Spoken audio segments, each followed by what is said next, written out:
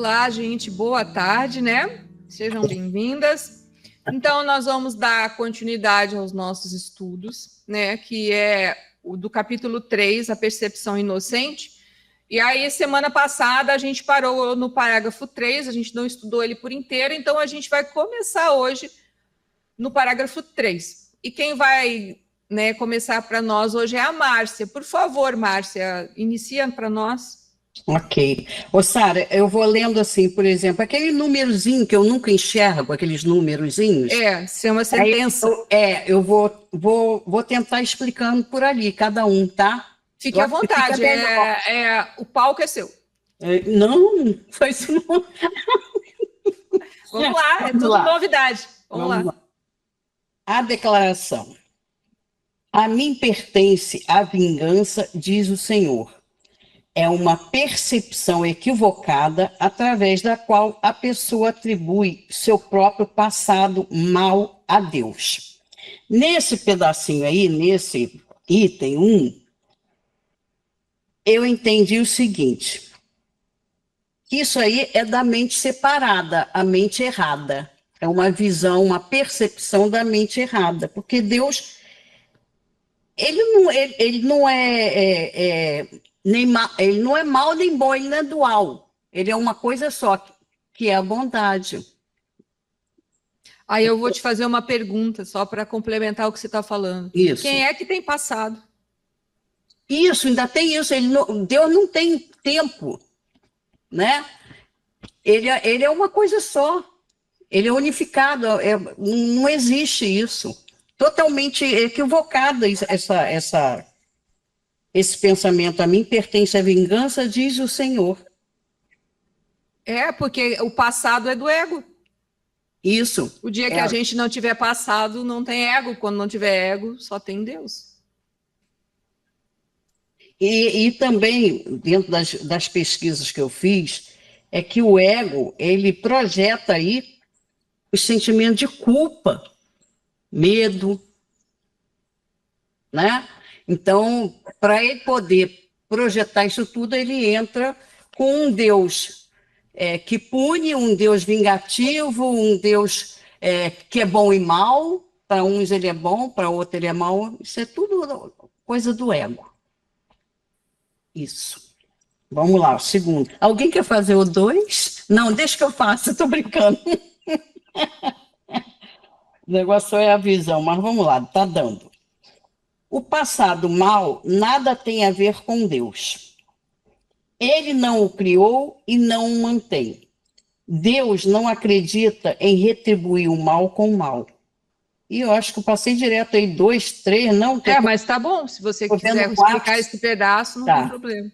Então, esse passado mal aí é aquilo que você falou, não existe passado, presente, né? Futuro para Deus, passado e futuro.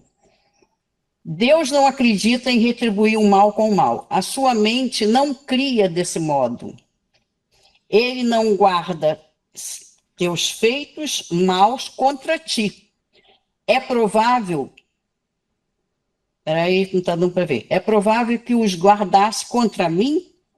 Certifica-te de que conheces como essa suposição é completamente impossível e como surge inteiramente da projeção. Projeção de quem? Do ego. E aí, você tem como dar um exemplo de uma projeção para nós, assim que você entende o que é essa palavra? Porque a percepção é uma coisa e projeção é outra. Sim, a projeção é o que é uma transferência, vamos dizer, que o ego faz. Eu vou te dar um auxílio aí. A projeção poderia ser uma palavra que a gente usa, que talvez linke conclusão? Sim, Sim. Percepção, 5 sentidos. O ego olhando e o que ele faz depois? Ele projeta. Lembra? Como é que é? Né? Assim, a gente... Ele transfere a culpa, né? Mas não precisa, assim, vamos tirar a ideia da culpa, assim, no dia a dia, né? Aí a gente vê, por exemplo, assim, né? Nós estamos na rua andando e, de repente, assim, isso é suposição, gente, né? Encontramos o nosso marido ou o nosso namorado, nosso noivo, aquela pessoa que a gente tem uma relação estreita, conversando com uma moça bonita na esquina. Como é que acontece aqui dentro? Normalmente, todo mundo tem, né? Percepção, olhou e projetou normalmente o quê? O ciúme, não é? E me vem também muito um dos compromissos, não leve nada. Não tire conclusões precipitadas. Isso é a projeção. Né? Isso é assim, isso é para quase todas as coisas. Eu dei esse exemplo do ciúme porque é muito comum, né? Mas assim, para quase todas as coisas. E é por isso que a gente vê o mal em todas as coisas, porque as nossas projeções, elas são ilusórias e elas são sempre negativas. E né? Por causa do medo, que a gente tem medo. No caso do marido aí, sei lá, namorado que você citou, o medo de perder. Medo de perder, medo do que vão falar da gente, né? Porque às vezes a gente até nem gosta muito daquela pessoa, mas ele é nosso namorado, todo mundo entende ele que é nosso namorado, e ele tá lá conversando com a fulana, aí passa umas amigas, vão falar, daí vai todo mundo falar de mim. Também. Entendeu? Uhum. Entende? Consegue entender? A ideia isso são, podia fazer por isso que escreve romance, né? Um romance disso daí, né? Uhum. Espera aí que levantaram duas ao mesmo tempo. Por favor, Leila, porque eu não sei quem levantou primeiro. Então, aqui seria um eu individual, um eu separado, um eu não presente, né? Aí eu não entendi, Leila, por favor. Explica um pouquinho melhor. Assim, quem é o eu aí? O eu ego mesmo? Essa projeção. Essa projeção é um eu vejo assim, dessa forma, essa projeção de um eu individual, né? Fica mais fácil para a gente entender assim, porque isso que a gente dá nome para o eu do ciúme, o eu da inveja, né? O eu do orgulho, né? Mas assim, o livro em si fala medo, então seria o medo, mas aí a gente coloca embaixo do medo, dá nomes a esses medos. Né? No caso aí, a gente pode dizer, fica mais fácil, porque daí aqui dentro a gente se organiza melhor para lidar com aquela situação. Né? Porque é meio igual, né? Tanto que se a gente vê nos romances, na história, tudo que a gente vê por aí, ainda mais hoje em dia que a gente tem uma tecnologia imensa, ciúme sempre se mostra do mesmo jeito, não é? Aí tem os ciúmes que são aquele que a pessoa guarda para dentro, né? Ou então tem aquele ciúme que a pessoa vai lá e taca o chinelo na pessoa, né? E tem uns que são ciumentos e ainda se vingam do outro. Então, mas é o ciúme. Os pensamentos, a forma como aquilo vai acontecer, né? Que o eu vai fazer, né? A sua vingança, né? Porque sentiu ciúme e aí se sentiu traído. Aí é muitos sentimentos muito esquisitos, mas no fundo é medo. Mas a base é o medo. Né? A base seria isso, mas medo. É mais para algumas de nós é mais fácil às vezes dividir algumas coisas. Mas eu estou falando de forma dividir didático. Se torna didático porque eu já tive esse mesmo pensamento, essa mesma sensação quando eu vi aquilo com outro namorado. Por isso que as coisas se repetem, entendeu? O mesmo namorado, os 3 últimos namorados que eu tive, vou botar assim de uma forma didática, os 3 eu encontrei na esquina conversando com a dama e tive a mesma sensação. E não por acaso você viu, tô entrando na tua viagem, tá? E não por acaso você viu 3 vezes a mesma coisa. E aí você não perdoou, vai ver a 4ª, 5ª, 6ª, 7ª, 8ª. Ou 1 milhão de vezes. Isso. Consegui entender? É isso. Bateu, deu medo, perdoou. Né? É lógico que tem coisas meio nebulosas aqui dentro, mas tem uns que são bate-ponto. É esses bate-ponto que a gente tem que começar a trabalhar primeiro. Seja ciúme, inveja e orgulho. Cada um de nós tem umas tônicas internas, né? no dia a dia. Às vezes uns bate de manhã, uns de tarde, uns de noite, né? Um só no sábado e domingo, porque quando reúne a família, às vezes vai dar um caos. Tem as tônicas do final de semana. Né? Então, é esse que a gente bate primeiro, porque a gente vê mais fácil. Toda vez repete a mesma coisa. Todo almoço, domingo, tem briga. Toque. Né? Entendeu? Toda vez que vai fazer um negócio, acontece a mesma coisa. Tem algo errado acontecendo. Ou seja, a mesma coisa acontecendo para a gente entender que tem uma percepção errada, porque tem uma projeção em cima. Tem uma ilusão. Deu para entender o que eu estou querendo dizer? É a ideia de estudar, assim, né, usando uma forma assim, a psicologia da ideia, da coisa. Porque tudo roda aqui. Aí depois a gente ou sente, às vezes, no coração, né? No sentido de botando no coração que é onde seriam os nossos sentimentos, as nossas emoções, ou então depois sente no corpo, né? É isso aí. Né? Às vezes, né? Tem gente que sente um impacto tão grande de um medo, assim, medo físico, né? Assim, né? Sei lá, num assalto, ou corre um risco, alguma coisa assim, ela não faz xixi nas calças. Criança faz muito isso. Né? Então, já é uma reação física isso. Né? Mas antes disso, bateu lá dentro muita coisa. Por favor, Kátia. Sara, você permite que eu faça uma pergunta para a Márcia? Fique à vontade, né, gente? Aqui é um grupo de estudo, gente. Por favor. Grata. Márcia, querida, você pode me dizer como que é na sua compreensão a sentença 7, quem é esse mim, né? Quando ele Lê para ela, por favor, Kátia, porque ela está com problema de visão. Lê a frase para ela. Tá. É provável que os guardaste contra mim? Está perguntando, né? Quem é esse mim?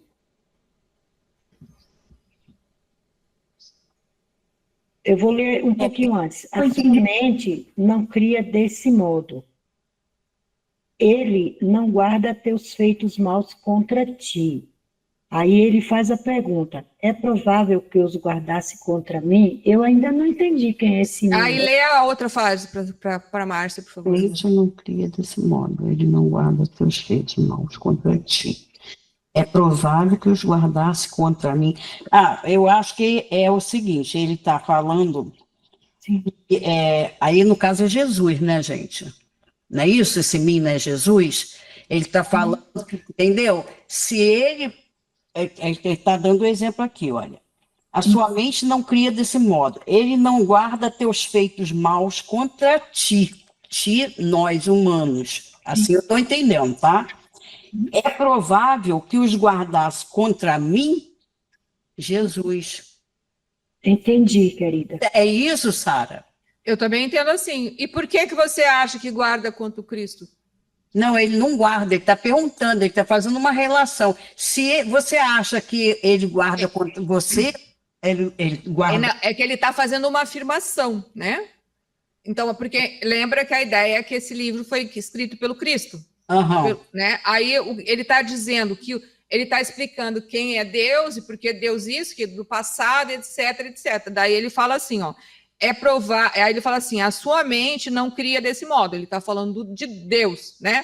Ele não guarda teus efeitos maus contra ti, Deus, né? Porque até então a ideia é de medo de Deus. Aí ele está falando assim, é provável que os guardasse contra mim, contra o Filho de Deus.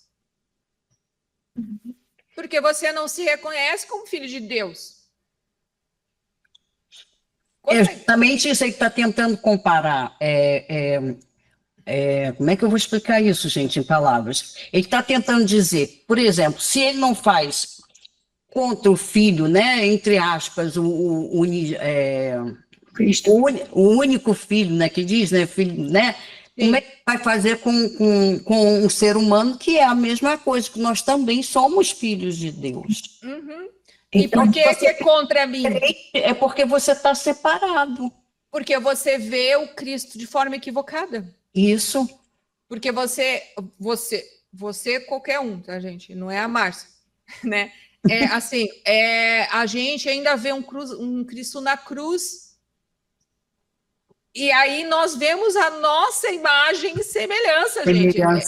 Entende? O gato resolveu que ele quer subir. Entende? É isso. Então, é um equívoco, que nem ele fala aqui no início. A primeira frase, ó, que é o parágrafo 1. Um outro ponto que tem que estar perfeitamente claro antes que qualquer medo residual ainda associado aos milagres possa desaparecer. Ele fala assim, a crucificação não estabeleceu a expiação, mas a ressurreição. A gente vê um Cristo morto. Exato. Onde está isso que você leu? Esse é o parágrafo 1º. Que é o que a gente estudou semana passada. Uma pastada no fim, em cada luz. Entendi. Não, Entendi, já vi. Entendeu? Então é isso que ele está querendo dizer. A gente tem que mudar, por isso que o capítulo 3 é a percepção inocente, porque a nossa percepção do Cristo não é nada inocente. E fala aqui inocente porque é um equívoco da mente. É só. E aí, o mais legal que eu gosto, que ele fala assim, ó. Que é aqui que é a parte aqui, ó. Peraí, ó. Ele fala assim, ó. Aí ele fala assim. Tem sido particularmente difícil superar isso, por quê? Isso é o parágrafo 2, tá? Embora esse erro em si mesmo não seja mais difícil de corrigir do que qualquer outro, muitos têm se recusado a desistir dele em vista do seu valor proeminente como defesa. Porque ele está falando da ideia da justificativa, de usar, né, toda essa ideia dessa ilusão que a gente tem sobre... Vocês estão me vendo? Não. Espera aí que o gato está correndo e ele desligou. Não. Só um pouquinho. Espera aí que será que vai ficar Filhos sem... amados. Não, é aquela coisa. Pior é que eu acho que eu não consigo aqui. Mas deixa eu terminar de falar, qualquer coisa a gente entra de novo e continua. Então, e é isso.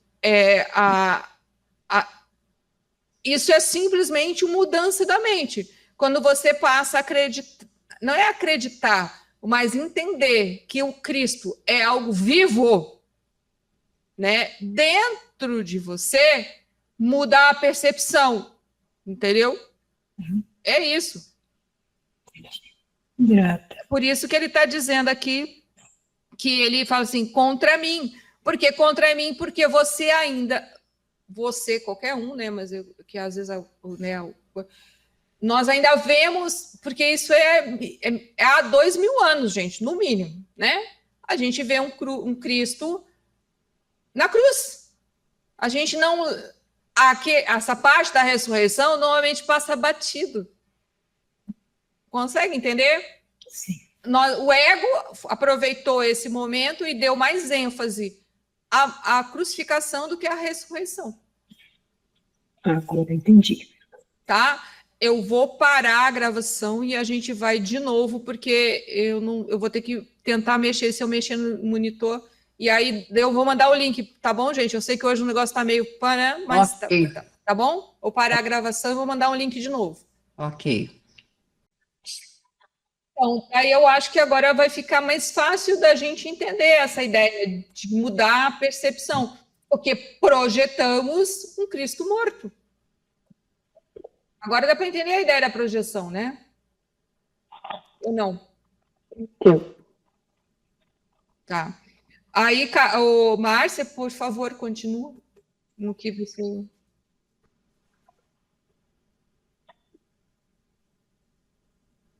A Márcia não está aqui. Ela não entrou. Desculpe. Então, eu vou continuar aqui, ó.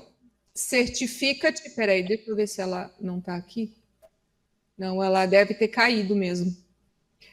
Ó, contra mim, né, que estava falando. Aí ele fala assim, certifica-te que reconheces como essa suposição é completamente impossível e como surge inteiramente da projeção. É isso que ficou a ideia do que a gente acabou de conversar, não foi? porque é a projeção errada. Então,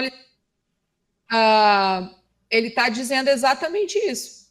Oi, Márcia, de volta, depois de todos os, né? Tá?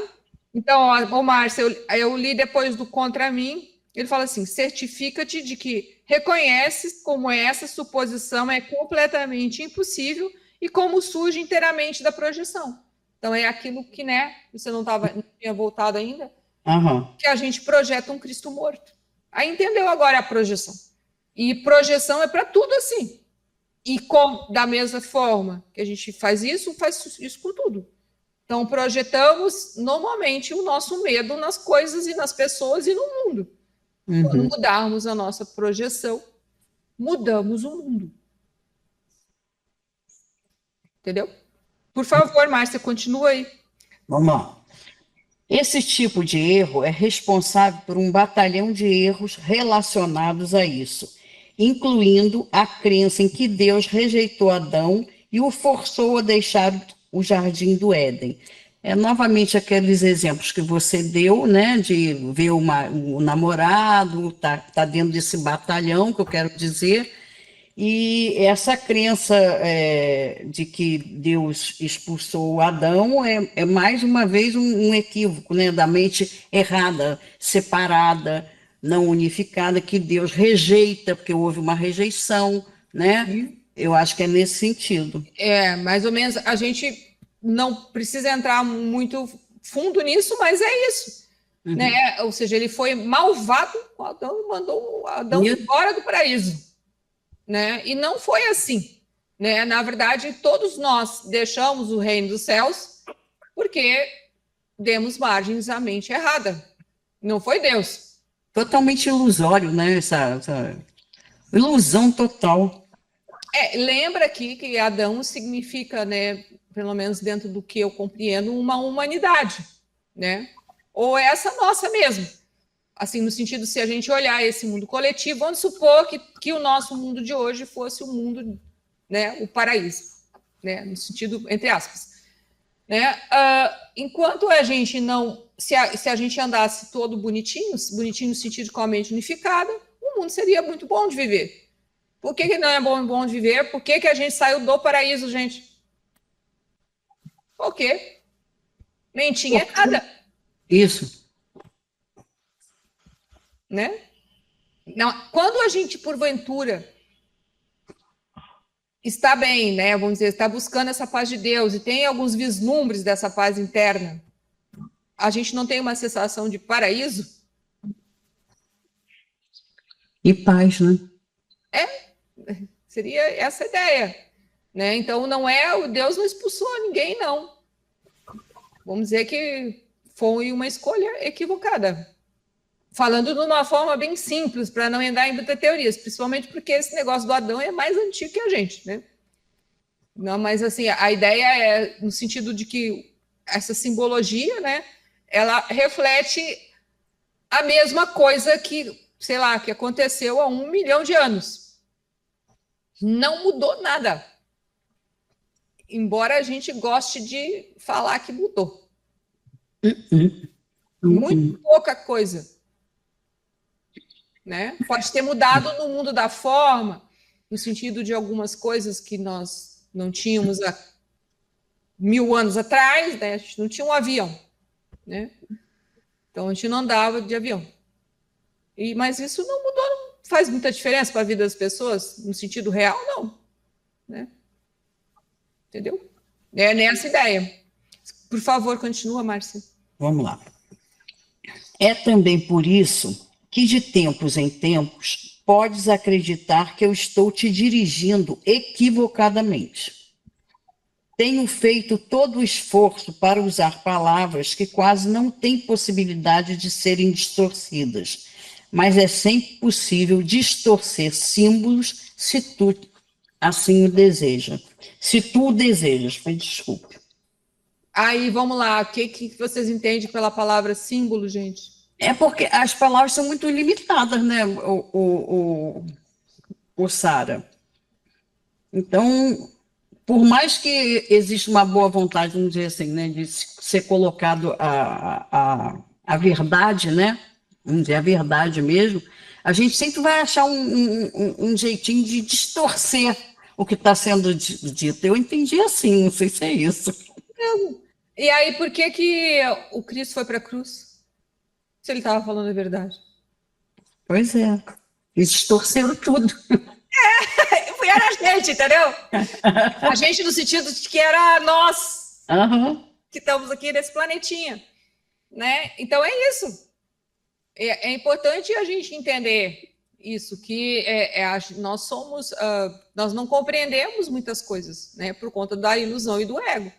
Por isso que distorcemos símbolos. A interpretação é totalmente equivocada. A gente, por exemplo, pega a palavra, né? Ele até usa assim, ó. Eu tenho feito todo o esforço para usar palavras que quase não têm possibilidade de serem distorcidas, né? Mas é sempre possível distorcer símbolos se tu desejas. Um símbolo que é universal, né? Falado em muitas línguas, a palavra amor. O que a gente fez com ele? Matou em nome do amor, mata em nome do amor, faz um monte de coisa em nome do amor, né? É. Entende? Ô, Leila, por favor. Sara, quanto a essa parte do amor, assim, eu falo de acordo com, agora com o meu coração, né? Meu coração, assim, falando. Eu sinto saudade do amor incondicional. Porque tudo na nossa volta é tudo símbolo, tudo, como eu falei, assim, um ego separado, um humano, né? Um ego humano separado, muito embora a gente saiba que a gente faz parte desse amor, né? Esse amor único, mas ao mesmo tempo a gente não consegue verdadeiramente ser esse amor. Eu tenho saudade desse amor, entende? Entendo. Eu não sei se eu estou sabendo expressar. Entende? Mas vamos dizer que a gente tem que... Eu, pelo menos, entendo dessa forma. Se eu vou conseguir te explicar né, a ideia, né? Mas, assim, o amor, ele está aqui dentro. Ele só tem que ser ativado. O verdadeiro amor, né? Porque a gente é um ser que tem uma luz interna. Então, é a ligação com essa luz, ou com essa parte do espírito, como fala o livro aqui, é que possibilita experienciar esse amor. Nós, aqui agora eu não vou conseguir lembrar aqui, ainda mais que as letrinhas desse livro são pequenas, eu não conseguiria achar, mas para alguns atrás a gente leu isso. Entender que essa experiência do amor unificado, que fica mais fácil falar assim, né, para entender o que eu quero dizer, ela vai acontecendo devagar. É como uma recordação. Então, cada vez que você, ou qualquer um de nós aqui, ou qualquer outra pessoa, em vez de sentir ódio, ela se lembra de si e perdoa, ela está amando. Lembra da ideia da caridade? Que a ideia da caridade é como um pequeno relance do amor. Eu não lembro mais para trás. Então, é esse mecanismo. Ou seja, conforme a gente vai trabalhando nisso, nós vamos tendo essa ideia, né? Então, não pense, eu penso muito em saudade, eu penso que quando você sentir algo mais elevado, aproveite o momento para entender melhor esse sentimento e fazer com que ele circule mais dentro de você, né? Porque assim, né? A gente tem que, na verdade, beneficiar o ser, né? Ou seja, em vez da gente ficar olhando somente para os nossos, né, nossa raiva, a gente também pode aproveitar o momento para apreciar algo que venha de bom. Eu entendo, Sara, nesse ponto, que a gente deve tirar o Cristo da cruz. Sim. Ressurreição. Subir aos céus. Isso é uma forma figurada, não estou falando que é igual ao Cristo, gente, né, da ideia daquilo que a gente conhece, mas a gente se eleva. A gente tem a sensação, né? Essa sensação porque o chakra abre, né? A gente se sente melhor, não é assim? numa prática de meditação, né? Ou mesmo diante de um fato e acontecimento em que a gente não usa da projeção, a gente se dá conta que, né? E aí a gente vê tudo diferente. E de uma forma mais calma e mais tranquila. E isso é um reflexo do amor. Eu entendo assim. Não estou falando que é o bode do borogodó, porque eu, né, também estou que nem vocês aí. Né? Mas era a gente tem que aprender a não... O focar no ego, né? O focar no medo, ele é lá e o ser aqui. Agora, quando o ser está aqui, o ser está aqui. Então, esteja com o ser. Se eu conseguir entender a ideia. Né? É um mecanismo de troca. Por isso que é mudar o hábito de ser você mesmo. Em vez, assim, né, botando de uma forma simples, de você ser infeliz 24 horas, né, você começa a buscar ser feliz em alguns momentos, em algumas horas. E essa infeliz, né, que seria ligada ao ego, à mente equivocada, ela vai se sumindo. Pensa na ideia agora, dando uma forma científica, sinapse. Se nós sempre estamos de mau humor, qual é a sinapse nossa? O mau humor. Aí você decide que você não quer ser uma pessoa mais mal-humorada, porque você já reconheceu, que nem a gente fala na prática, que isso não é nada amoroso para com você, né? A gente não fala isso, né? Bom, então, cada vez que você vê um mau humor, né? A sensação, essa sensação que o Dr. Joe fala, é um estado de ser mal-humorado. Eu não quero mais ser assim, porque não é bom para mim. Para ninguém, para nada. Não é bom para ninguém, na verdade, mas vamos dizer que eu estou olhando para mim. Muda. Muda naquele momento, com a ferramenta que você... No início, parece que não dá resultado. É sempre assim, né? Porque o ego ele vai tentar enganar a gente. São milhões de anos aí que a gente vem enrolando raleira abaixo. Mas, se a gente faz... Eu penso que é assim, por uma forma mais da mundo da forma, é que nem fazer regime, né? Às vezes, demora-se um tempo para perder o peso, ou uma atividade física, demora-se um tempo para ter um condicionamento físico. A mesma coisa com relação a isso que a gente está fazendo. Demora-se um tempo para entender o aspecto da insanidade, da loucura, mas depois a gente coloca a ordem na casa. Ordem no sentido didático dentro de nós, e essa didática ela é pessoal. Aqui a gente conversa várias coisas, mas a gente vai se permitindo criar essa didática de como, quando vem aquilo, quando acontece aquilo, porque é repetido. Acorda de manhã, a mesmo ser, a mesma personalidade, o mesmo estado de ser, cansado. Todo dia é assim. Não tem gente que, a vida não tem graça, todo dia é a mesma coisa. Lógico, só vai ter graça quando você mudar ela. Porque você vive uma vida sem graça. Dentro da sua mente, a sua vida é sem graça. Eu estou conseguindo fazer entender a ideia? Eu estou falando da ideia de você observar esses processos equivocados, né? E aí é o uso das ferramentas. Pode ser essas que a gente estuda aqui no SEM, ou outras que a gente também estuda em outros momentos no grupo, né? É simples. É que nem... a gente levou sei lá quantos, eu não sei porque eu não tive filho, mas levou de 1 a 2 anos para começar a caminhar, não é isso? Mais ou menos 1 ano e pouco. Meu filho andou com meio, não sei o quê, eu vejo as mães falando, né? É isso. Olha quanto dentro de nós a gente teve que se esforçar de sair do engatinhar e ficar olhando os outros caminhar e ficar... A mente estava lá já, a parte de tentar se mover, porque existe uma força. Né? Se todo mundo caminha, eu quero ser espelho, eu quero caminhar. E foram um tempo, foram 1 ano e meio, sei lá, uma média, deve ser isso. Né? 1 ano, 2 anos. Tem uns que demoram mais tempo, né? Mas assim, vamos botar nesse negócio aí. Pelo menos é assim que eu sei. É isso, esse mesmo esforço é o esforço de se reconstruir, ou de se recordar, na verdade. Né? Tá tudo aqui dentro, gente. O amor está aqui dentro, compaixão, a beleza. Nós somos filhos de Deus, só que a gente esqueceu disso. Assim, eu vou dar um exemplo que eu é um exemplo simbólico, gente. Mas imagina assim, ó, que a gente vai ter que ser dessa forma, né? Uma esfera de luz, né? E a gente está nessa esfera de luz, né? Ou seja, ou num ambiente de completa luz, né? E estamos de frente para essa luz. Mas se a gente se virar de costas para essa luz, o que vai acontecer? Vai ter a projeção do quê? De uma sombra. É isso que a gente vê.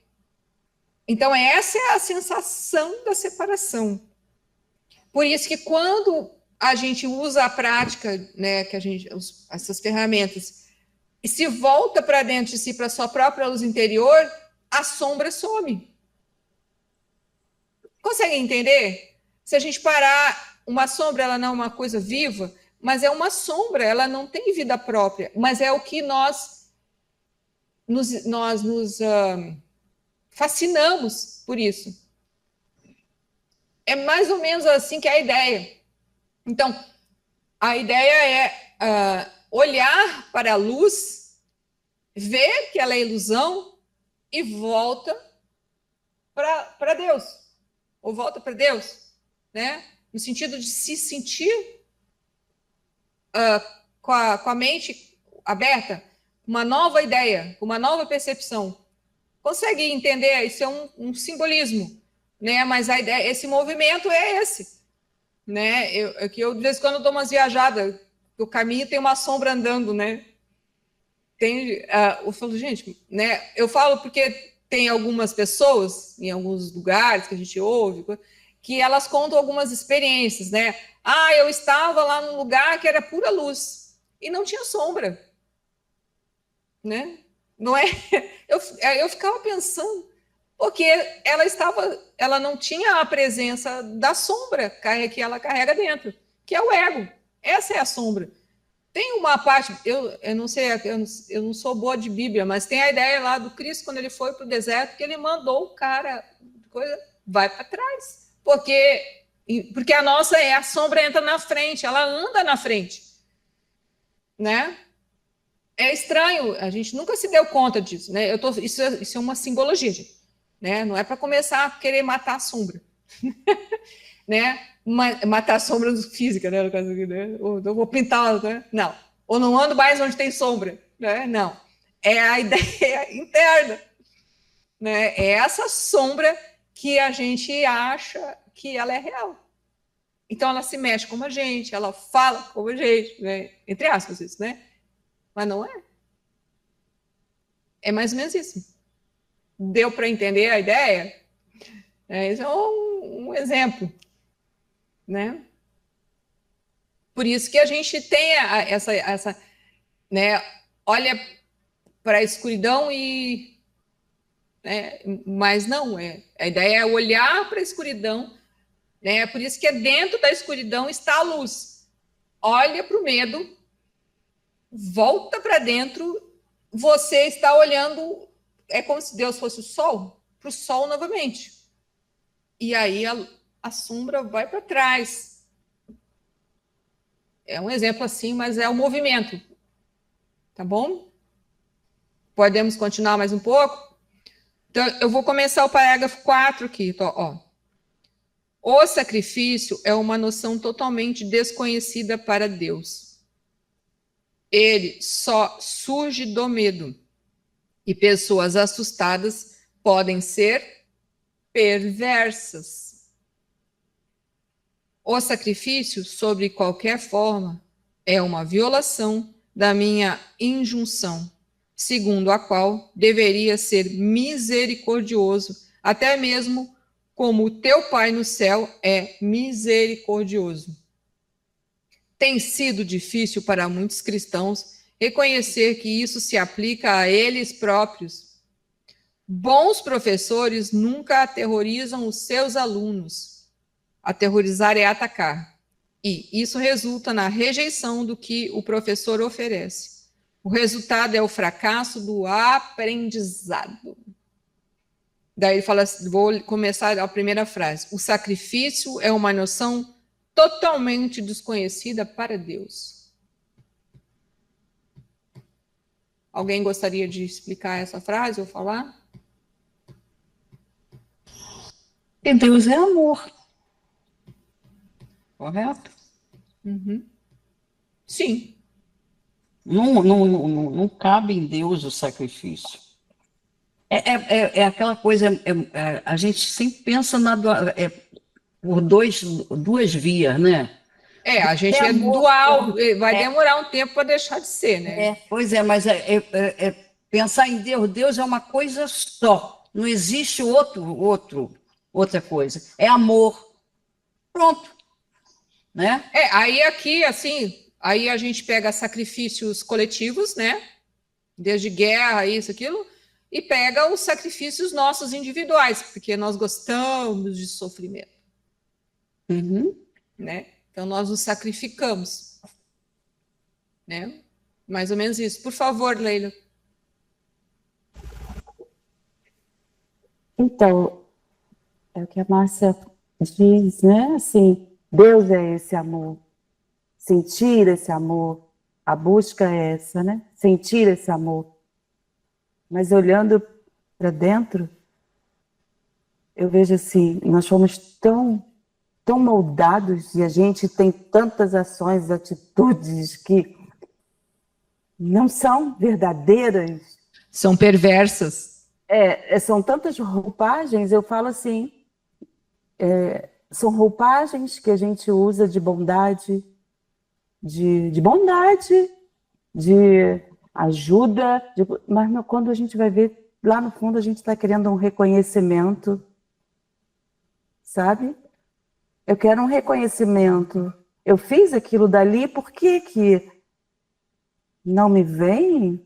Eu estava ali, toda disponível o tempo todo, né? E sempre nas ações e atitudes, e aí quando é o momento que eu preciso, onde que tem alguém que... E aí não tem. E aí, onde é que está o amor? Esse amor incondicional, né? Que é ele, é Deus. Deus é esse amor incondicional, com essa beleza toda que a gente olha e percebe sem julgar, sem achar feio, bonito, certo e errado, onde não tem, mas dentro, quando a gente para e olha para dentro da gente mesmo, não tem como assim, né? Eu estou compartilhando porque eu estou trazendo as minhas próprias sensações e emoções, as quais eu tenho encontrado dentro de mim e que certamente, sabe? Eu falei que isso aqui, estou muito distante de ter esse sentir, né? Esse amor incondicional. Leila, lembrando dos nossos estudos, para você ficar mais fácil de você separar esse ranço, né? Tem a ilusão e tem a delusão. Lembra? Ilusão é aquilo que a gente vê e consegue perceber e consegue trabalhar. Mas dentro de nós tem uma coisa chamada delusão, aquilo que a gente não vê, nunca viu, nunca percebeu. Então, o que acontece? Conforme a gente vai trabalhando na ilusão daquilo que é percebido, essa delusão também se mostra. É uma coisa como se uma coisa estivesse junto com a outra. E aí você vê coisas, né, novas ilusões.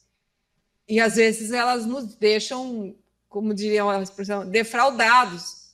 Porque, nossa, eu nunca pensei que eu fosse uma pessoa tão interesseira, entendeu? Ou que eu fizesse aquela coisa que eu dizia que eu fazia para o bem do próximo e era tentando fazer o bem para mim mesmo, né? Ou que me desse algo, né, de alguma coisa que me completasse, alguma coisa assim. O sentimento é meio semelhante. E isso faz parte, né? Então, é bom, entenda que isso é bom, porque se você está vendo isso, significa dizer que você já pode mudar isso. Porque enquanto você não via, você não podia mudar. A gente só pode mudar aquilo que a gente percebe. Por isso que o trabalho ele é paulatino. A gente não muda uma coisa, né? Mesmo não adianta alguém falar para nós porque você é uma pessoa muito interesseira, né? Vamos dizer que alguém chegue para nós e fala assim. Aí você vai pensar assim, não, mas eu não sou uma pessoa interesseira. Eu faço tudo do melhor para o próximo. Eu quero amor ao próximo. Eu quero tudo próximo, né? Nunca. Até o dia em que você... Só um pouquinho, Marco, só um pouquinho. O Marco chegou. Até o dia em que você vê que tem essa lacuna e você pode mudá-la. Tá bom? Então, a gente vai ter que encerrar aqui porque a pessoa está do lado de fora, presa lá do lado de fora. Tá bom? Então, um grande abraço a todos e a gente se vê mais para frente. Grande abraço. Tá? Essa semana também. Essa terça-feira eu não estarei. Você vai se operar, né? Parece que a cirurgia vai ser terça-feira. Tá bom, então a gente vai se falando. Tudo Um grande de bom. abraço. Tudo de Tchau. Um beijo. Obrigada, gente. Gratidão. Tá. Tchau. Beijo.